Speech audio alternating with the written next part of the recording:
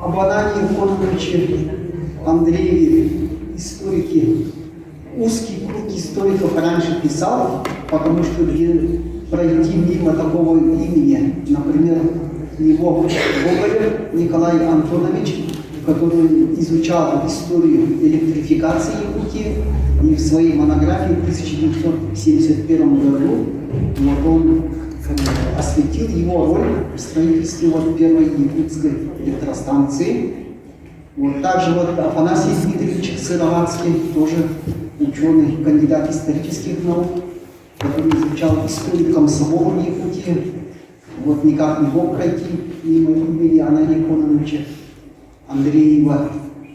И также Иванова Анна Алексеевна, тоже кандидат исторических наук, в своей довольно объемной монографии его роль как председателя Совнаркома она осветила. Но понятное дело, что среди широких кругов общественности имя его Анны Иконовича Андреева до сегодняшнего дня было неизвестно. И благодаря Галине Егоровне Арбаховой, инициатору этого издания, благодаря спонсорам из ЖКХ, увидела свет вторая книга, посвященная его сборник архивных документов, который освещает его жизнедеятельность. Что касается его биографии, я не буду пересказывать целиком.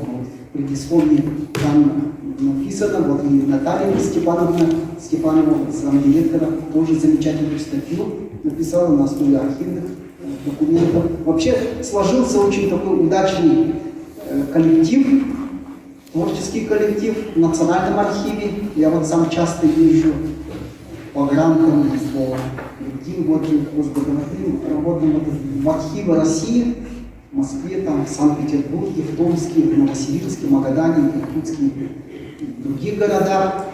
И во многих архивах крупных, российских архивах, там они издают два сборника архивных документов. А отличительной особенностью нашего якутского архива является то, что это дело поставлено на широкий поток. Уже опыт выработался в течение десятилетий. Я, пользуясь моментом, тоже хочу поздравить коллег-архивистов, поблагодарить их за увековечение имени деятелей, в том числе забытых деятелей, как Анан Иконович Андреев. Анан Иконович, он прошел школу кружка «Юный социал-демократ». Об этом в книге как раз и идет речь. Я хочу подчеркнуть роль этого кружка, из числа которого вышла добрая половина будущих членов правительства Якутской автономной республики.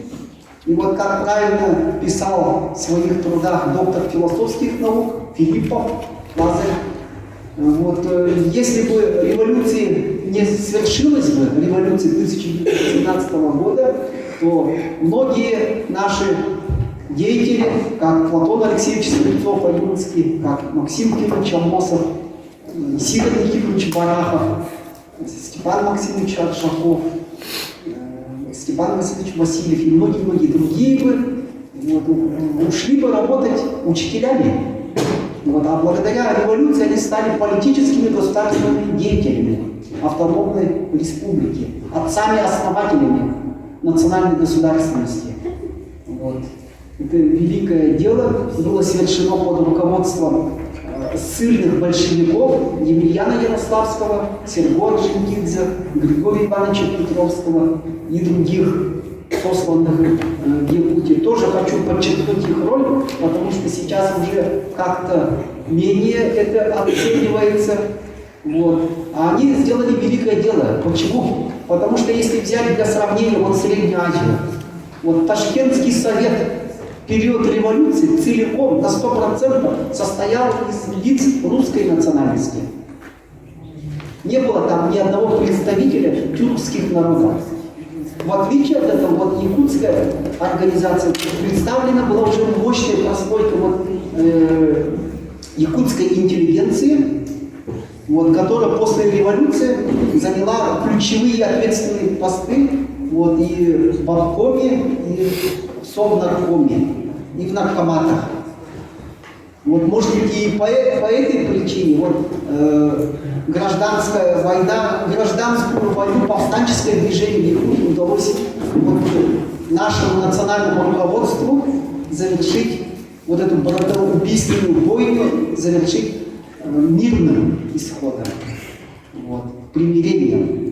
А, допустим, в той же Средней Азии там боевые действия, вот, басмачество, ну, слово басмач в переводе переводится как бандит, вот, оно продолжалось до 30-х годов. Там очень много людей погибло, по данным историков, более 300 тысяч, 300 тысяч мирных жителей погибло, коренных жителей Средней Азии. В ходе революции и вот этого массового басмаческого движения. Вот поэтому мы должны ценить вот наших отцов-основателей автономной республики вот в этом плане. Что касается вот Анания Кононовича Андреева, то он сыграл очень большую роль вот, в модернизации, вот, в экономической, социокультурной. Я не буду это пересказывать, там вот, статьи вот, вы сами прочитаете. Но вот эту концепцию вот, выравнивания уровня промышленного развития регионов, прежде всего национальных окраин и центральной России, в 1920 году разработал Иосиф Виссарионович Сталин. По пунктам расписал, по 5 пунктам, о том, чтобы вот, национальные окраины, там тоже строились промышленные предприятия, электростанции, развивался транспорт, горнодобывающая промышленность и так далее. Как это сейчас модно говорить, был сформирован вот за годы советской власти ресурсный потенциал. Вот сейчас экономисты часто об этом говорят. А в отличие, вот, допустим, от ситуации, да, и в Якутии, и в других национальных окраинах Советского Союза, если вы обратите внимание на западные страны, то там проводилась кардинально противоположная политика, когда вот эти промышленные центры, они создавались в метрополиях, а в обширных многомиллионных колониях они были только поставщиками сырья. Все. Вот поэтому и в России теоретически, да, вот эти фабрики, заводы, промышленные центры можно было, и может быть даже дешевле было бы создать в центральной части России. Вот, но политика большевиков была иная, чем вот, политика западных стран. Вот, здесь вот большевикам ничего не мешало в теоретическом плане, они пошли по иному пути. Вот, поэтому я слишком долго не буду углубляться, да, хочу вот, завершить свое выступление, вот, что в дальнейшем вот, имена наших вот, партийно-советских деятелей, государственных, политических личностей, вот так надо вот, освещать, вот, публиковать эти документы, вот, создавать такой мощный свой национальный нарратив, вот, потому что в свое время вот, как раз вот, в западных странах вот, все народы были поделены на исторические народы и неисторические народы. Вот, как раз народы Сибири, в том числе и якутский народ, был отнесен вот, многими западными мыслителями категории неисторических народов. А вот благодаря этим трудам вот, как раз мы доказываем противоположное. И в целом, вот, завершая свое выступление, я хочу отметить, что вот наш учитель, доктор исторических наук, профессор Георгий Прокопьевич Башарин, выход каждой новой книги сравнивал с рождением нового ребенка. Вот. Радовался, по-детски радовался, искренне радовался. Вот. И я хочу вот всех вас поздравить вот с этим событием.